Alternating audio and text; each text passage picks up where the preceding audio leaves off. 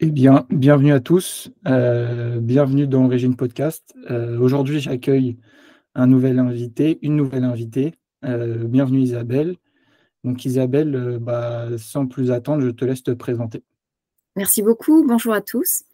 Alors voilà, je m'appelle Isabelle, j'ai 47 ans, je suis mariée, j'ai 4 enfants de 9 à 14 ans. J'habite à Paris et je travaille chez un éditeur de logiciels de gestion et c'est pour ça que tu m'as invitée, je crois, je suis en alimentation cétogène depuis 8 ans, c'est-à-dire que j'ai banni le sucre et je mange gras. OK, on n'aurait pas pu faire plus clair que ça. Super, merci beaucoup. Heu, En plus, d'habitude, j'ai la question d'après qui parle un peu de ton parcours, mais là, du coup, j'ai compris que du coup, tu travailles dans un éditeur de logiciels donc tu développes, tu es codeuse ou comment? Non, je travaille au support, donc OK, je suis salariée, mais OK, effectivement, j'ai développé par ailleurs, récemment une nouvelle activité, d'accompagnement en alimentation, cétogène. OK. Super. En vrai, ouais, on va commencer du coup par ça. Donc tu as banni le sucre. Heu, j'ai vu aussi dans tes posts LinkedIn que, tu vois le sucre comme une drogue. Hem, bah J'aimerais bien avoir ton aperçu par rapport au sucre. Est-ce que tu penses que, parce que le sucre, alors j'y connais rien du tout en biologie, tout ça, mais, est-ce que le sucre, c'est comme, le gras, il y a du bon et du mauvais, ou alors tout est mauvais dans le sucre? Enfin, ou ou Alors je suis peut-être pas le problème, c'est vraiment le curseur. Je pense que, l'être humain, a la capacité bien sûr de dégrader du sucre et il y en a toujours eu un petit peu, autour de lui et on s'est développé comme ça. Et c'est vrai que là, depuis, on va dire, déjà depuis l'agriculture, donc il y a 12 000 ans, où on a commencé à cultiver du blé. Donc là, on a commencé à pouvoir en manger en quantité plus importante. Et puis là, on a connu quand même un autre niveau avec l'industrialisation. Et puis euh, maintenant, le sucre, en plus, c'est pas cher. Ça peut se faire en grande, grande quantité. Et comme tu mentionnais tout à l'heure, comme c'est une drogue, justement, c'est pas rationnel, c'est pas nutritif, c'est juste qu'on peut pas s'empêcher. Et on peut pas s'en empêcher et c'est pas cher, ça entretient un cercle vicieux dont il est très difficile de s'extraire, où il faut vraiment énormément de volonté, aussi peut-être d'apprendre à se connaître et que comment éviter tout ça. Et le problème, entre guillemets, c'est que ça prend beaucoup de temps, beaucoup d'années à se développer, à ce qu'on s'en rende compte. Et puis à la fin, c'est dur et ça engendre pas mal de maladies. C'est vraiment voilà, quelque chose qui nous tue. OK. Hem, alors, le sucre, il est quand même présent assez partout, on peut le retrouver dans le pain. En Suède, on fait plein de variétés de pain, des fois à base de baies, des fois à base de d'autres choses. Et alors, heu, est-ce que du coup tu considères le riz comme du sucre ou pas? Parce qu'il y a des glucides dedans, ou tu quelle est ta vision par rapport à ça? Alors effectivement, pour moi, le riz, c'est du sucre et c'est vrai que c'est compliqué. C'est compliqué à expliquer aux gens parce que ça a pas un goût sucré. Sauf que, le riz, comporte de l'amidon. L'amidon, c'est, les réserves des plantes. C'est, globalement une molécule de glucose qui est la molécule de base, du sucre, qui est accrochée à une autre molécule de glucose, qui est accrochée à une autre molécule de glucose. Donc en fait, de l'amidon, c'est que du glucose et ça s'appelle sucre complexe parce que, c'est une grosse molécule, mais rien qu'en mâchant, du pain ou du riz, dans la bouche, déjà, on commence déjà et notamment avec les enzymes, dans la salive, on commence déjà à découper, cette grosse molécule, déjà en molécules beaucoup plus petites. Alors non seulement, oui, l'amidon, c'est du sucre, mais en plus, c'est du sucre qui est assez, rapide à digérer. Et justement, ça, on peut l'observer parce que c'est vrai que souvent, on ne croit pas. Enfin, c'est difficile à se dire, oui, non, mais le sucre, c'est pas bon, mais le riz, ça va, les aliments complets, ça va. Moi, j'encourage les gens vraiment à faire le test. Il y a des tests maintenant pour ça. On vit vraiment dans une époque, là-dessus, c'est formidable. On peut tester sa glycémie et vérifier si après l'ingestion de pain, voilà, on peut se la tester pendant 2 heures, toutes les demi-heures par exemple, voir comment augmente notre glycémie, si jamais il y a des pics, ou au contraire, c'est un glucide, enfin c'est un sucre lent, parce que c'est ce qu'on sort souvent à chaque fois, c'est ouh là là, non, c'est bon, le pain, surtout le pain complet, machin. J'encourage tout le monde parce que il y a, d'une façon générale, comment ça se passe chez les individus, mais après, il y a qu'est-ce qui se passe de façon individuelle. Et moi, par exemple, j'ai un capteur de glycémie qui me donne en temps réel, en fait, vraiment ma glycémie, voilà, tout au long de la journée, donc 24/7. Et donc là, je peux voir par rapport à ce que je mange, par rapport à et ce que je mange, c'est, Heu, si c'est pas du sucre, par exemple, ça peut être des aliments qui élèvent quand même ma glycémie. Donc je peux avoir des pics de glycémie, même si c'est des aliments qui contiennent pas de sucre. Je fais un petit peu de guitare et ben, quand je monte sur scène pour faire un open mic, hop, j'ai ma glycémie qui monte. Quand je fais du sport, j'ai ma glycémie qui monte. Donc bien sûr, il y a d'autres facteurs qui influencent, mais globalement, voilà, si vous mangez quelque chose, de sucré, vous avez un pic de glycémie qui se produit à ce moment-là. OK. Hem, bah, en fait, moi, je trouve que c'est bien de revenir, aux bases. Hem, du coup, la glycémie, ça indique le taux de sucre dans le sang ou qu'est-ce que c'est la glycémie exactement? Oui, ça indique vraiment le taux de sucre dans le sang, donc ou c'est en grammes par litre, ou c'est en milligrammes par décilitre. Donc le taux, normal, bah, là aussi, c'est un peu contestable parce que c'est vrai que le taux normal a bougé en l'espace de 50 ans. Avant, le taux normal était beaucoup plus bas, on va dire entre 65 et 85, décigrammes. Et puis aujourd'hui, on est en train de basculer plutôt vers du 85, 105. Voilà, aujourd'hui dans les analyses de sang, enfin ça dépend des labos. Ça veut dire quoi? Ça veut dire que dans notre sang, nous avons, environ 4 grammes de sucre en total. Et donc quand on mange quelque chose de sucré, notre corps doit maintenir un équilibre, une homéostasie. Et quand on a trop de sucre, eh ben, il faut qu'il fasse baisser ce sucre grâce à une hormone qui s'appelle, l'insuline, ou alors qu'il monte si jamais ça descend trop bas. Et c'est vrai que la marge de manœuvre, elle est plutôt petite parce que, 4 grammes, c'est vraiment pas beaucoup. Et donc, si jamais enfin, rien que dans une pomme, je crois qu'il y a quelque chose comme 20 grammes de sucre. Donc tu vois, rien que le fait de manger une pomme, et ben, tu as cet afflux de sucre qu'il va falloir gérer. Alors t'imagines si c'est, un gros repas de famille, et puis avec, des sodas, des pizzas, des choses comme ça, Mmh. tu as vraiment un gros, gros pic qu'il va falloir, et donc ton corps va devoir se mobiliser de façon, urgente pour éliminer ce sucre et alors ou l'utiliser parce que, tu, as besoin d'énergie ou alors le stocker. OK, et donc les appareils actuellement qu'on peut trouver sur le marché pour tester notre glycémie, se trouvent en pharmacie principalement, c'est ça?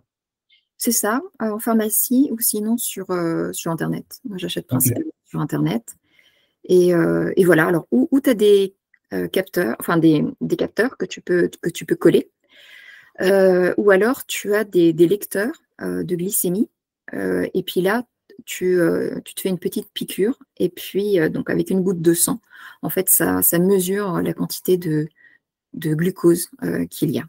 OK, d'accord, c'est clair. Hem, tout à l'heure, tu as parlé que le sucre engendre des maladies. Heu j'en doute pas. Moi, j'ai plus une question par rapport au cerveau. Heu, je j'imagine que du coup, depuis, tu as eu des patients ou même toi, enfin, je suppose que tu t'es testé et puis, bah, avec ton entourage. Hem, qu'est-ce que tu as remarqué le fait de qu'est-ce que, ouais, qu'est-ce que tu as remarqué? qu'est-ce que ça fait au cerveau le fait déjà en fait, c'est un reward déjà le quand on prend du sucre, enfin, notre cerveau, il aime bien et des fois ça entraîne des automatismes. Par exemple, bah, on sort d'une journée de travail assez, fastidieuse et en fait, on est frustré et bien souvent, bah, moi ça m'arrive à moi, ma sœur là qui vient de du coup, aussi de se faire accompagner par une nutritionniste. Elle m'a parlé de aussi de ces fringales qui arrivent, bien souvent quand, quand elle a fini sa journée. Enfin, alors j'ai plusieurs questions en une. Déjà, qu'est-ce que ça fait sur notre cerveau? Et ensuite, qu'est-ce qu'on pourrait faire quand on a ces pics comme ça de c'est de la gestion d'émotions un peu, mais du coup, est-ce que tu connais enfin, est-ce que tu proposes des bonnes pratiques à tes clients ou enfin, quelles sont les bonnes approches pour gérer ça? Alors c'est vrai que par rapport à ce que tu me dis, enfin, je vois pas mal de pistes, hein, mais voilà, encore une fois, ça dépend du contexte, tu vois, de OK, chaque personne. Là, c'est vraiment ciblé, sur le cerveau. Moi, quand j'ai des clients qui me parlent de fringales, j'ai une grosse alerte en général parce que, je pense protéines tout de suite. Donc c'est vrai que je m'éloigne un petit peu des glucides, mais je voulais vraiment le dire parce que, hem, souvent parmi mes clients, en fait, ils ne mangent pas assez de protéines. On est vraiment à une époque où on ne mange pas assez de protéines et les protéines, on n'arrive pas à les stocker. On ne peut pas les stocker, donc il faut en consommer en plus régulièrement, de bonne qualité et si jamais tu n'as pas ton quota de protéines, tu vas avoir des fringales et tu vas te jeter sur tout ce que tu trouves et en général, c'est pas top non plus.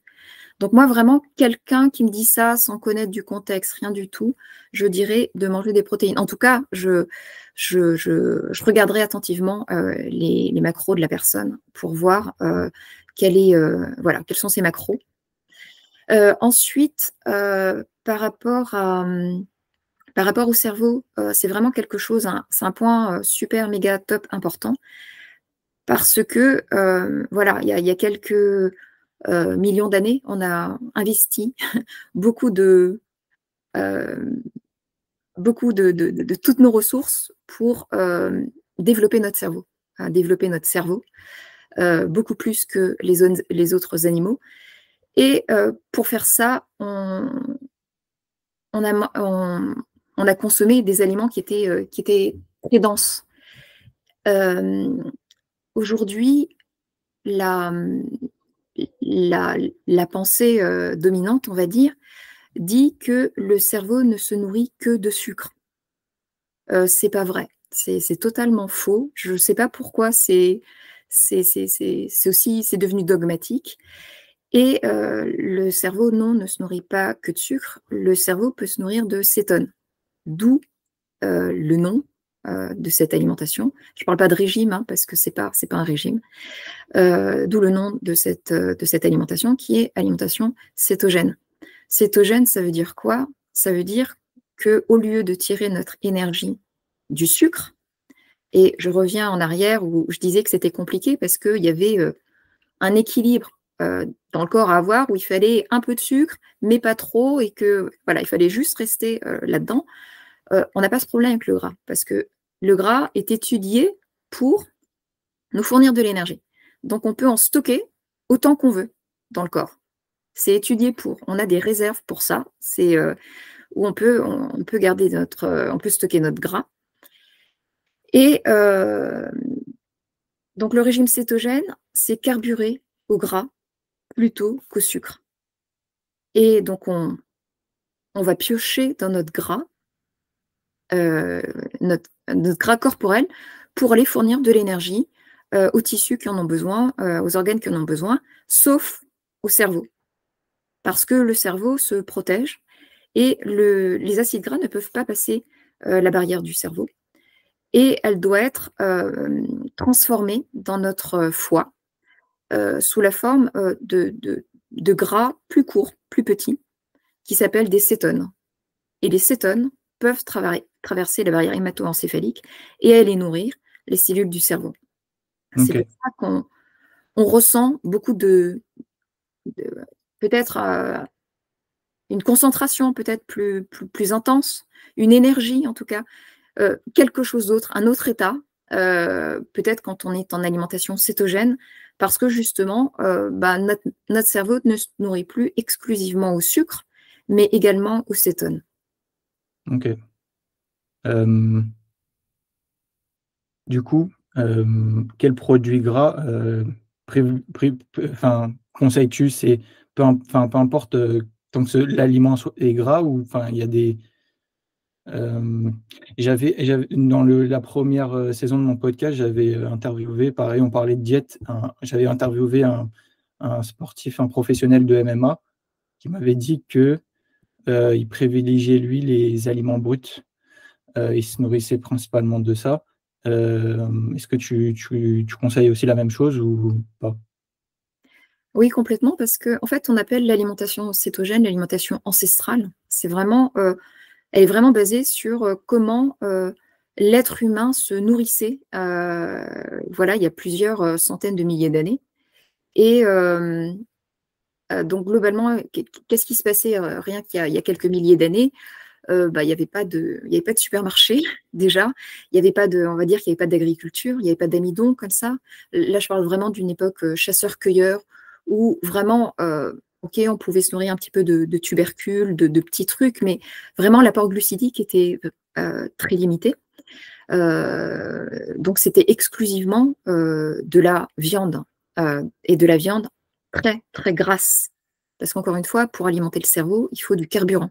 Les protéines ne sont pas un carburant. Les protéines servent à construire notre corps. C'est vraiment, un nutriment, essentiel, mais il ne sert pas à donner, de l'énergie. La différence peut-être à l'époque par rapport à maintenant, c'est que, donc c'était que de la viande, mais la viande était très grasse, très riche en gras. Aujourd'hui, c'est pas le cas. Donc c'est vrai qu'il faut rajouter, en passant en alimentation cétogène, plus de gras. Et le problème, c'est que ça a été tellement, hem, on nous a tellement martelé que le gras était mauvais pour la santé, que même si c'est une alimentation physiologique, même si on est designé pour manger comme ça, eh ben, on a du mal parce qu'on a des barrières qui datent de plusieurs générations. Donc, on se trimballe ça depuis longtemps, hein. C'est pas juste nous, c'est pas nos parents, c'est pas nos grands-parents. Là, je parle vraiment de plus longtemps que ça. Et parce que là, c'est 3 générations, c'est rien dans l'histoire de l'humanité. Et, et donc aujourd'hui, même en mangeant de la viande, c'est pas assez. Surtout que la viande d'aujourd'hui, eh ben, elle est dégraissée. Et puis en plus, les gens, ça les dégoûte, donc ils ne mangent même pas le gras. Donc, donc l'essentiel, en fait, c'est d'y aller peut-être petit à petit. Mais vraiment, il faut s'imaginer que toute l'énergie qu'on avait avant du sucre, il faut le tirer du gras. Donc c'est quelque chose voilà, il faut vraiment augmenter le gras qu'on mange. Et donc quand toi, tu parlais d'aliments bruts, c'est vraiment ça. Donc c'est des graisses animales. Et par contre, aujourd'hui, le plus simple, c'est le beurre. Et après, il y en a qui sont moins chers aussi, tu vois? Moi, je demande à mon boucher, par exemple, de me donner, en plus, c'est gratuit, hein, le beurre, ça coûte cher, de me donner par exemple, le gras des rognons. Je le coupe en morceaux, je le fais fondre, hein, je le filtre et puis, je le garde comme ça, tu vois? Voilà, à utiliser, à la place. Mais c'est vrai qu'il faut augmenter absolument le gras et ça, c'est plus, psychologique, le problème. OK. Du coup, ça ressemble à quoi un plat typique que tu te fais dans une ouais, dans une alimentation, cétogène, c'est ça, si je me trompe pas, c'est ça? Ouais, c'est juste, de la viande, du gras et puis, un petit peu de légumes si tu veux. Parce que les légumes, font partie, ont leur place dans l'alimentation cétogène. Alors bien sûr, il y a, chacun a sa propre façon d'appliquer, l'alimentation cétogène, mais vraiment, grosso modo, on va dire, voilà, une viande grasse, surtout ne pas enlever le gras, tu rajoutes en plus du gras et tu peux manger quelques légumes avec, ça dépend lesquels, hein, pas des patates, hein, mais vraiment par exemple, je sais pas, de la salade, des brocolis. Puis ce qui est génial avec ces légumes, c'est que, ça peut bien saucer, tremper le gras et cetera. Ça habille, le légume et voilà, donc rien d'extraordinaire en fait, mais c'est que OK. des produits bruts. Par contre, alors là, pour le coup, je m'y connais pas trop, mais il y a énormément de produits transformés qui ont été qui se vendent, de l'alimentation keto. Moi, j'y touche pas du tout. Je le connais pas du tout, donc je peux pas trop dire, mais je peux pas conseiller d'avoir une alimentation transformée. C'est pas possible. Donc, je pense que la meilleure façon de se céto-adapter, c'est-à-dire carburant au gras, parce qu'il faut apprendre à notre corps à changer de carburant. Donc, c'est un stress pour le corps. Hein. C'est pas où ça y est, on a mangé gras, ça y est, on passe en alimentation cétogène. Non, il y a vraiment une phase de transition qui s'appelle la céto-adaptation pour changer le mode de fonctionnement. Et c'est vrai qu'il y en a beaucoup qui prennent des aliments keto. Pourquoi pas? Moi, je trouve que d'un côté, ça aide. Hein. C'est vrai que ça peut être facile. Mais de l'autre côté, ça maintient quand même les personnes dans le fait de dépendre d'aliments transformés, etc. Moi, quitte à changer, autant vraiment bannir tout ce qui est alimentation transformée. Quoi. Ok.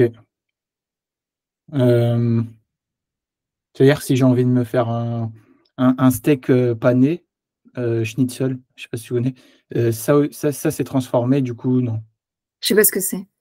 Ah, c'est pané. Tu vois le Ouais, cordon bleu, c'est pané. Et bah, ouais. du coup, en Allemagne, nous, on a un truc qui s'appelle le schnitzel, je crois que c'est une côte de veau ou d'agneau, je sais plus, et c'est pané. Et du coup, ça, c'est de l'alimentation transformée quelque part. Et du coup, si on le fait nous-mêmes, c'est bon ou pas? C'est pas que le cétogène bannit l'alimentation transformée. Donc là, on va dire que c'est pas beaucoup transformé. C'est pas le souci. L'alimentation cétogène, en fait, il y a une seule mesure à la limite qu'il faudrait prendre, c'est combien de grammes de glucides, de sucre, tu manges par jour. Parce que, en fait, pour basculer de carburant, il faut que tu manges tellement peu de sucre que ton corps, paf, il bascule vers du gras. OK. Donc là, dans ce que tu me dis, paner, il y a plusieurs façons de paner. Ça peut être pané avec de la farine, avec de l'œuf, et puis après de mettre du pain.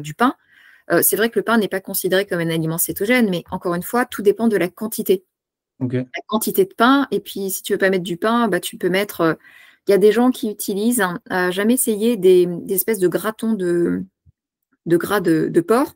Ils le hachent, et donc c'est frit, donc c'est un petit peu l'aspect du pain, de la panure.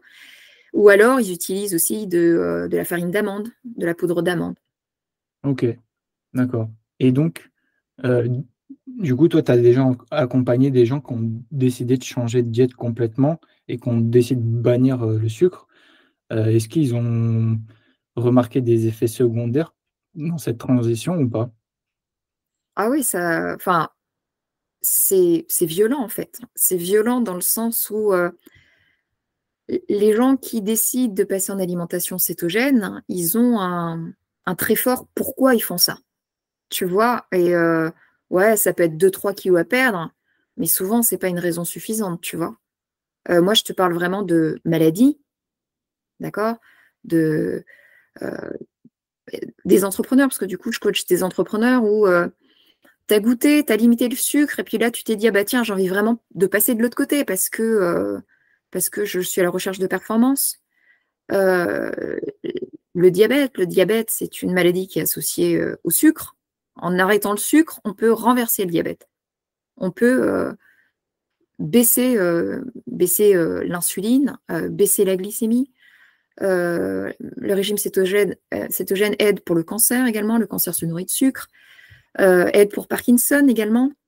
Moi, j'avais, ma voisine qui, elle avait son mari, qui avait Parkinson, donc ça, c'était il y a 8 ans et puis elle me dit: «Ah, c'est génial ce que tu fais, est-ce que, moi, ça va m'aider?» Alors je lui dis: «J'en ai aucune idée, quoi, j'ai vu aucun papier sur Parkinson». Aujourd'hui, il y a plein de papiers sur Parkinson et le cétogène. En tout cas, elle a mis son mari, en keto et puis, en fait, il avait fait 17 malaises, je crois, en 2 mois, 17, et là, du jour au lendemain, il en a fait 0. Tu OK. vois? Parce que, et très reconnu également pour Alzheimer. Ça, c'est documenté depuis longtemps également.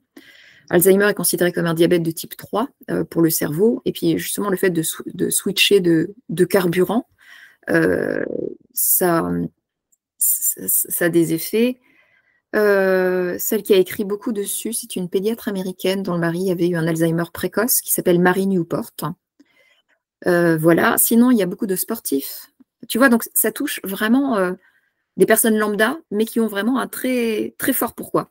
Des sportifs, parce que le fait de switcher de carburant, ben, ils ont assez de gras sur eux pour se passer de ravitaillement pour un marathon, par exemple.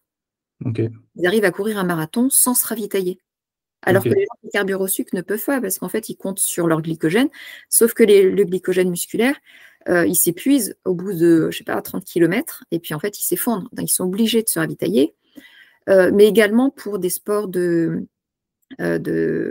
plus explosifs, où là, les personnes consomment du sucre, mais ils sont toujours en cétose, et ça permet aussi de protéger justement ces réserves de glycogène.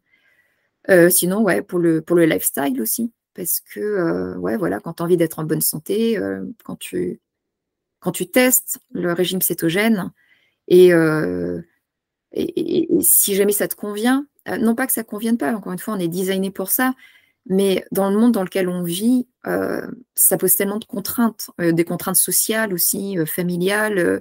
Enfin voilà, tu vois, c'est dur, changer d'alimentation et puis te dire, ah bah tiens, je vais manger du gras. Je sais pas, c'est dur, le regard des gens, Je vois. tout ça. Ouais. Ok. Mais alors du coup, c'est quoi les effets bénéfiques? Parce que moi, ça m'intéresse beaucoup les maladies neurodégénératives. Euh, Si la personne adapte un régime cétogène, est-ce que, enfin, c'est quoi les bienfaits? Parce que, comme son nom l'indique, c'est une maladie neurodégénérative. Donc, au final, on va pas y échapper. Enfin, notre cerveau va, petit à petit, comment on appelle ça? Euh, il y a un truc pour. Il y a l'hypertrophie et il y a l'autre truc, mais c'est l'inverse. Mais j'ai oublié. Euh, Alors, bah, justement, bah, dans le cas d'Alzheimer, par exemple, les cellules du cerveau n'arrivent pas à s'alimenter. Donc, en fait, euh, bah, tu as des cellules qui sont en train de mourir de faim. Tu ok. vois, ou bah, également dans les migraines, hein, le régime cétogène est très intéressant aussi pour les migraineux, également pour les épilepsies. Parce que justement, c'est toujours la problématique de l'énergie. Comment trouver de l'énergie, tu vois?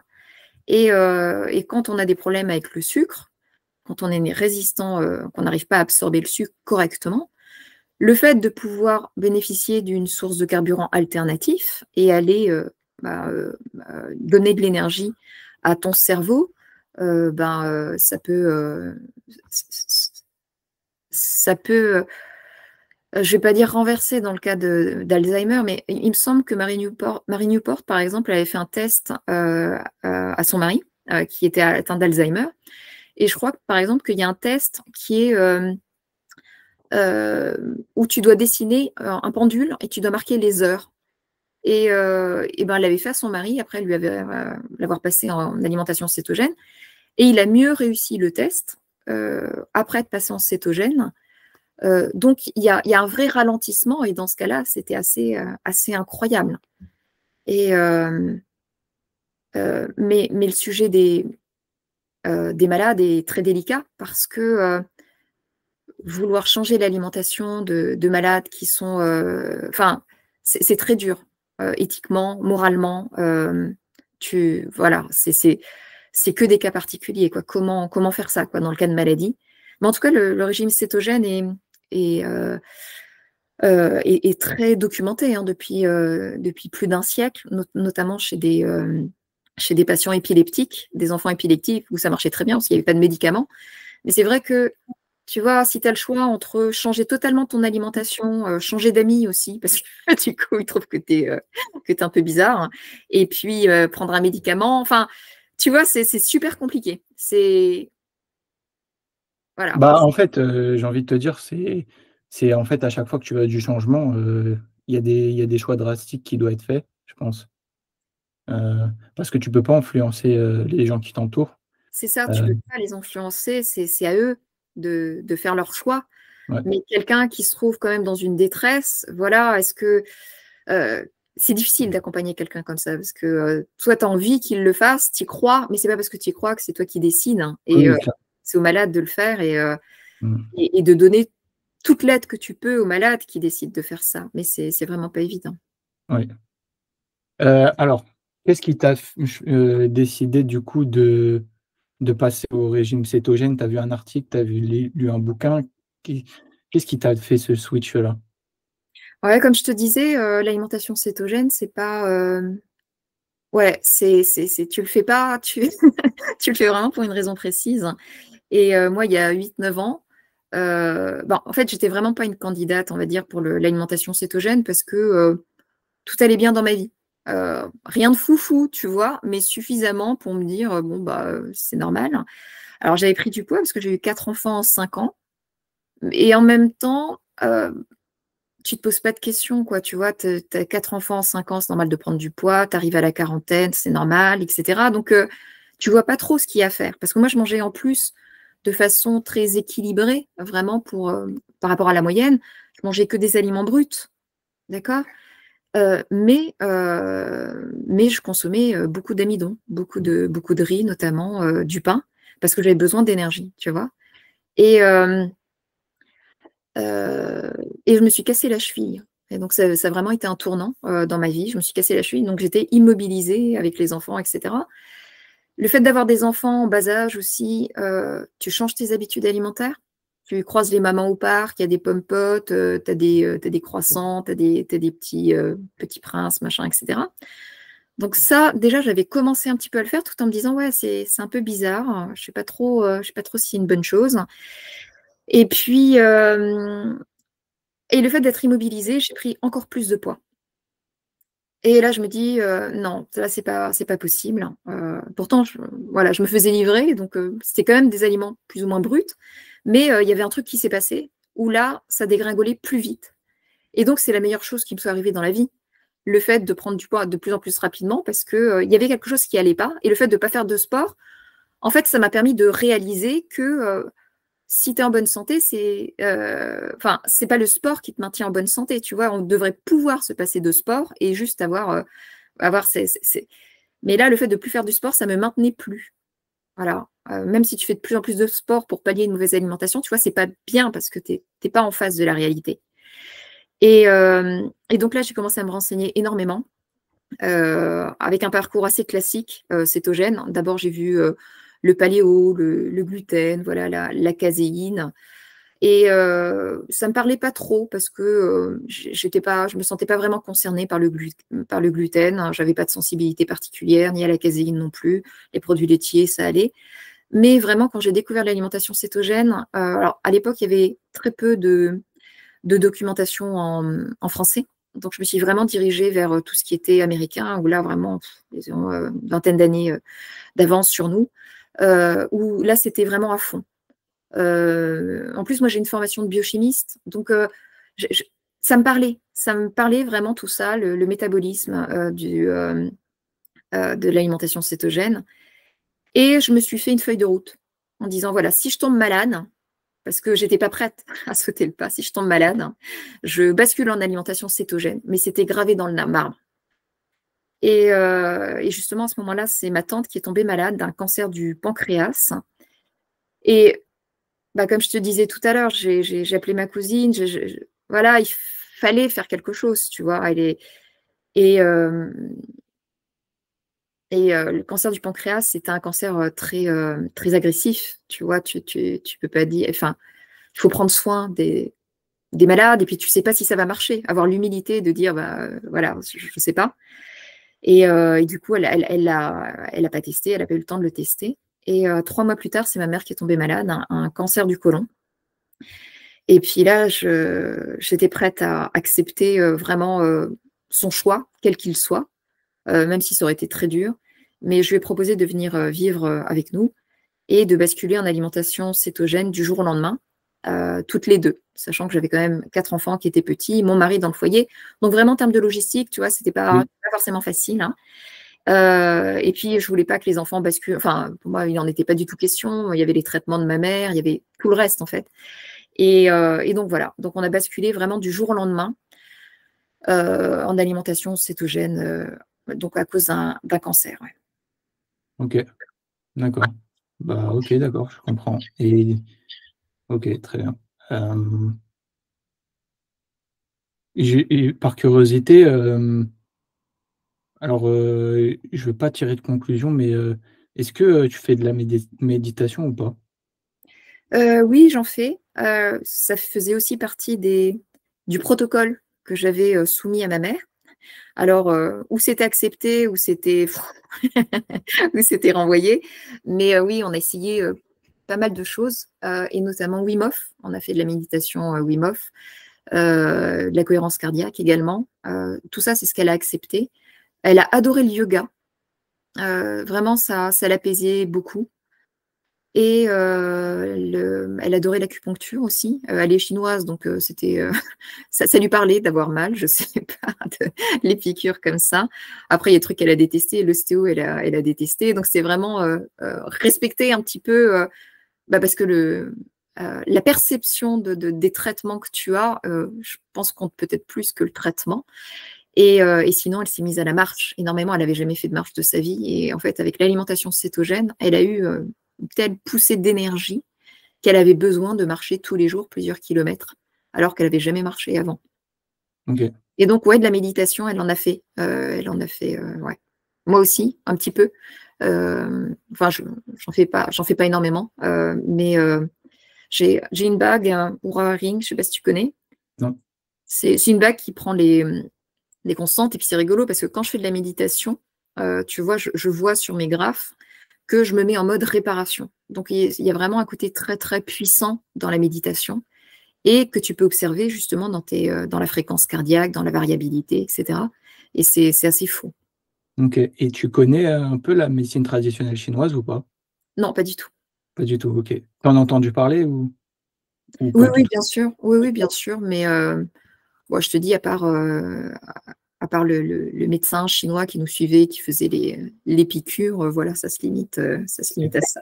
OK, d'accord. Bah, fin de la parenthèse, OK, d'accord.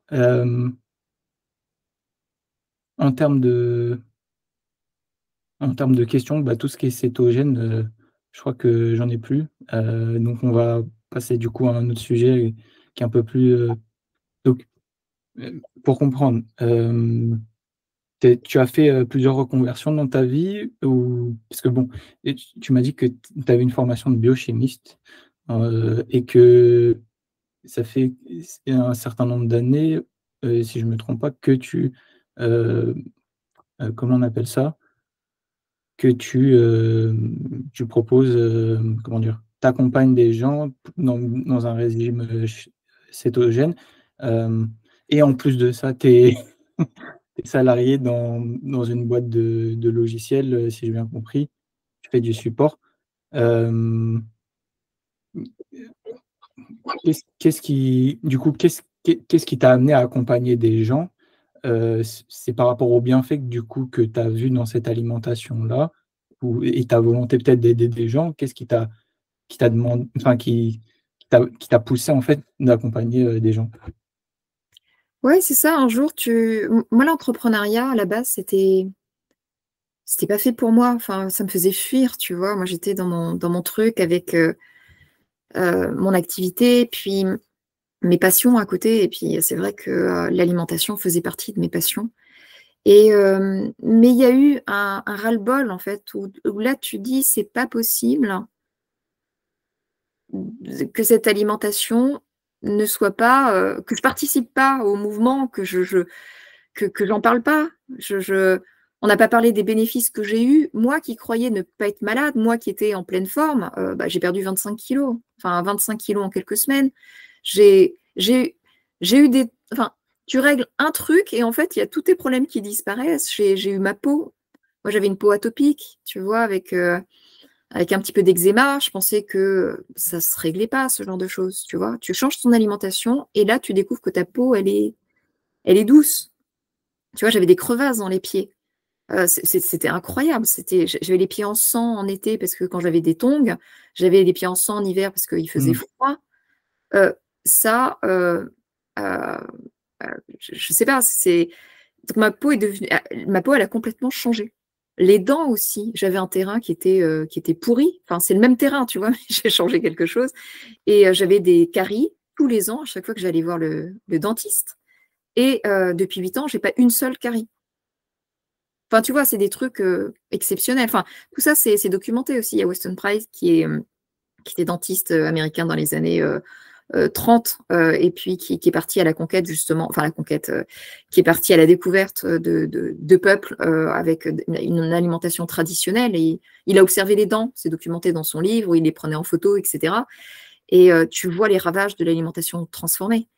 Et l'énergie, j'avais envie, je pétais le feu en fait, tu vois. Et normalement, tu arrives à un âge où ça décroît et tu t'y attends et puis tu fais plus rien et puis à la fin tu bouges plus et puis c'est ça la mort en fait, c'est le fait de tes muscles qui fondent parce que t'as plus envie de rien faire et puis du coup t'as plus de force, t'as plus rien.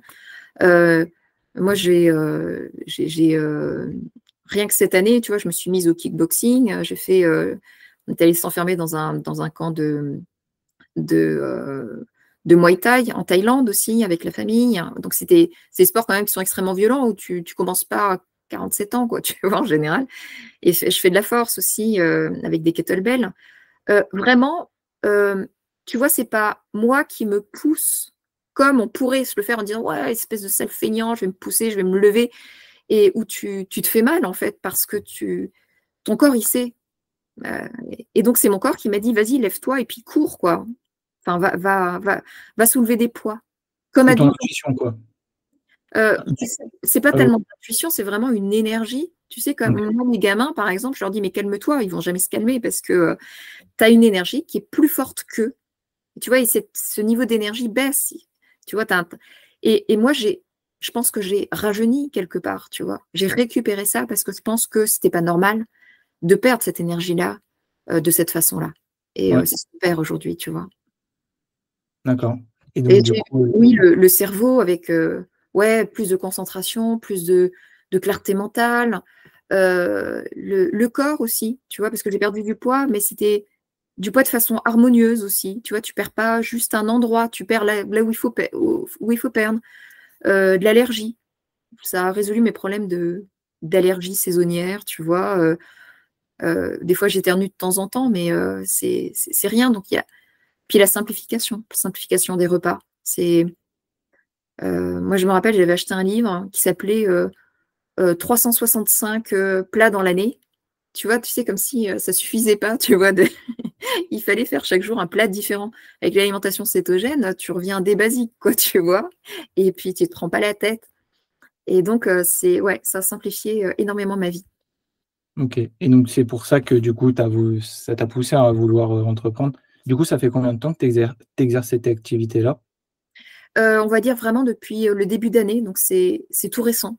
Ok, L'année dernière, j'ai créé mon entreprise, voir un petit peu qu'est-ce que j'allais faire. Mais c'est vraiment depuis cette année. ok. Et bah, du coup, j'ai vu que tu essayais de grossir sur les réseaux sociaux. Donc, moi, je te connais à travers LinkedIn. Euh, et en plus de ça, est-ce que Alors, j'ai vu ton site web, j'ai vu que tu faisais de la newsletter. Euh, Tu fais aussi des articles. Est-ce que tu prévois d'écrire un livre? Je sais pas. Je ne veux pas te challenger ou quoi, mais j'essaie de voir. Ah non, c'est pas dans le pipe parce que ça me demande déjà tellement d'efforts. Je suis juste sur LinkedIn en fait parce que c'est largement suffisant. Et j'ai une newsletter, mais elle n'est pas hyper régulière. Voilà, donc là, l'idée, c'est vraiment que du LinkedIn parce que je viens de commencer, mais je trouve que c'est un réseau pas mal, qui est bien adapté pour moi. Et ma cible aussi, ma cible, c'est les entrepreneurs, plutôt les hommes d'ailleurs, parce qu'à la base, je m'étais plus focalisée sur des femmes. Moi, il y a 10 ans, tu vois, un petit peu voir quelles étaient leurs problèmes, qu'est-ce qu'elles traversaient dans leur vie, tu vois, les enfants, les parents, avoir à s'occuper de tout ça. Et puis, j'ai bifurqué à un moment, ou plutôt, j'ai eu des hommes, en fait, qui sont venus, et puis je me suis dit, je me sentais bien, en fait. C'est vrai qu'il y a pas mal d'entrepreneurs, en plus, sur LinkedIn. Et, euh, et voilà, donc surtout des hommes, pas forcément de la perte de poids, mais plus, tu vois, de l'énergie. Je trouve qu'aujourd'hui, les hommes sont beaucoup agressés, agressés par le mode de vie actuel, tu vois, où euh, ils mangent de moins en moins. Je trouve qu'ils vont taper vraiment dans le métabolisme et ils s'abîment quelque part, tu vois. Et donc, c'est vrai que ça dépasse un peu le cadre de l'alimentation, mais tu vois, il faut prendre soin de ses ressources physiologiques, tu vois, et donc donc l'alimentation en fait partie, mais également le sommeil, hein. Je fais très très attention, oui, aussi au rythme circadien, parce qu'aujourd'hui on est hors sol, tu vois, on- la lumière du jour, c'est pas juste de la lumière, c'est de l'information qui nous dit quelle heure il est, donc quelle hormone doit être produite. Et le fait d'être tout le temps sur les écrans, eh ben, on a toujours Ouais. des pics de lumière bleue, tu vois. Et donc, on a un métabolisme, un système hormonal qui est complètement déréglé. Et ça, je trouve ça vraiment passionnant d'aider là-dessus. Sachant que, encore une fois, tu agis là-dessus et miraculeusement, tu vois, ça résout tous tes problèmes. Et c'est vraiment passionnant. Ok, je vois. Euh, donc, moi, j'ai grandi à Paris, en banlieue. Là, je vis en Suède. Euh, c'est pas du tout la même chose. Là, bon, heureusement, ça, on arrive à l'été, donc euh, les journées se rallongent. Donc, bah, ça va. Mais en hiver, c'est pas du tout ça, en fonction de là où on est en Suède. Mais euh, c'est marrant. Moi, ma famille, elle vient de Allemagne et Espagne, France. Euh, Est-ce que tu penses que, euh, du coup, à travers le monde, il y a différents peuples qui ont vécu, du coup, avec un cycle circadien, comme tu dis, différent. Est-ce que tu penses que moi, donc oui, j'ai déjà vécu un hiver suédois parce que j'ai vécu enfin, une année pendant un échange Erasmus. Bon, c'était un peu dur, le premier hiver. Mais ce que je veux dire, c'est que est-ce que, comme le régime cétogène, tu penses que bah, il y aura aussi des effets secondaires comme bah, j'ai pu en voir. Je ne sais même pas si c'était dû à ça. Euh, Quelle est ton idée là-dessus? Je sais même pas. Là, je te pose une question random. Je ne sais même pas si tu as la réponse, mais Ah, excuse-moi, ça a sauté. Ah, si tu veux bien la pardon. reposer. Bien sûr. En gros, euh, le cycle circadien, il est différent en Suède et en France. Est-ce que moi, si je décide de vivre en Suède maintenant pendant le reste de ma vie, est-ce qu'au début, il y aura des effets secondaires ou pas?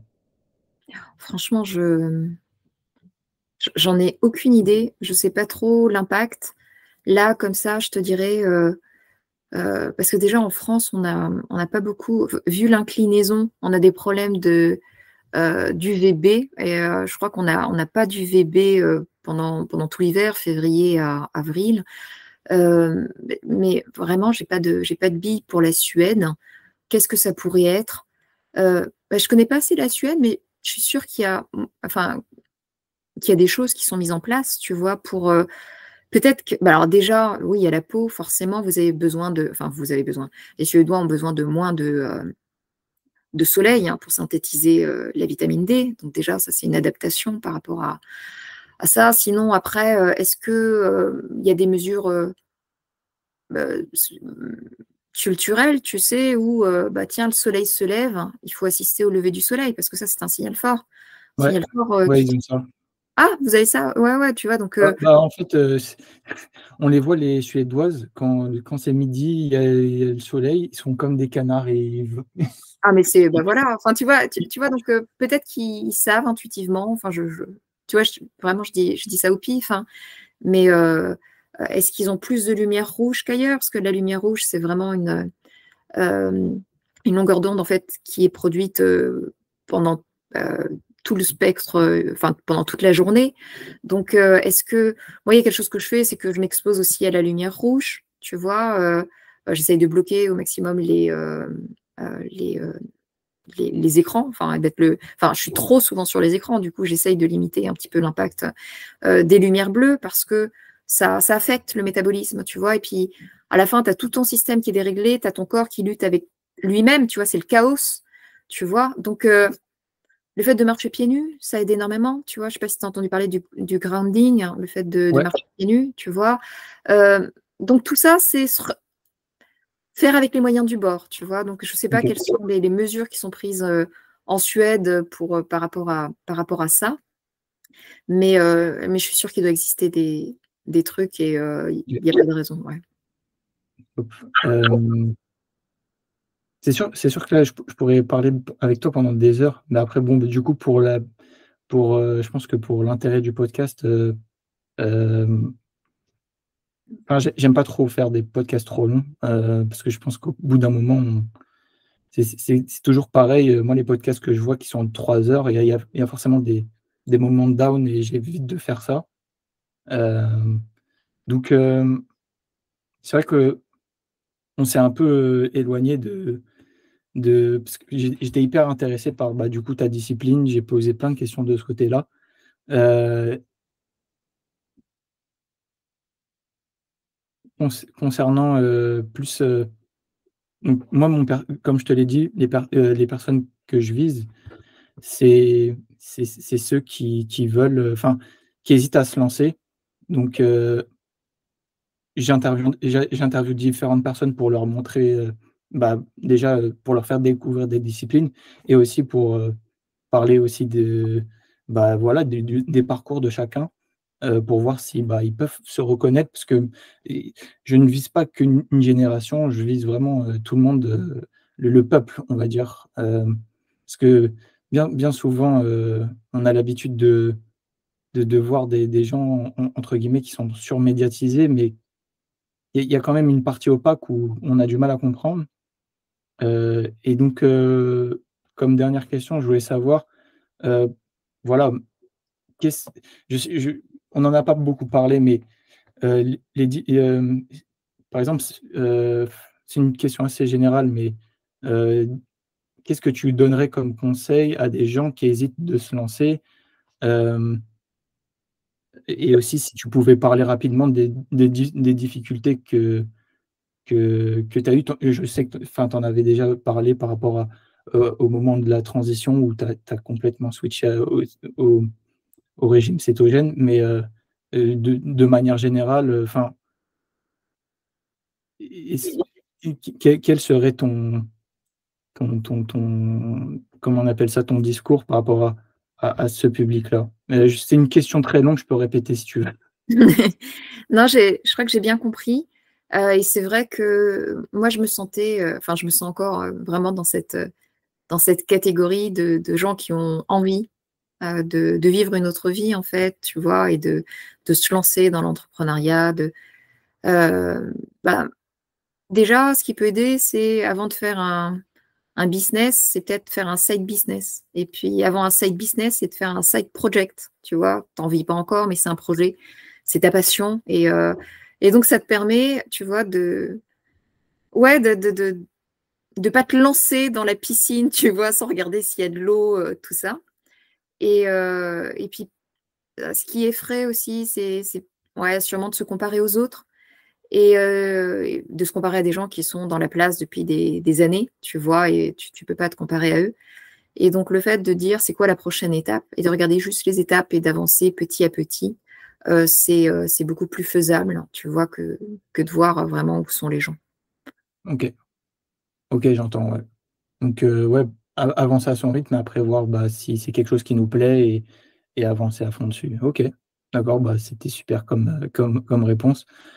Bah, c'était tout pour ce podcast. Merci d'avoir écouté, ce podcast. En tout cas, c'était super intéressant pour moi et j'espère, pour, nos auditeurs et auditrices et bah, voilà, Merci de ton intervention, Isabelle. Ça m'a fait très plaisir d'avoir cet échange-là.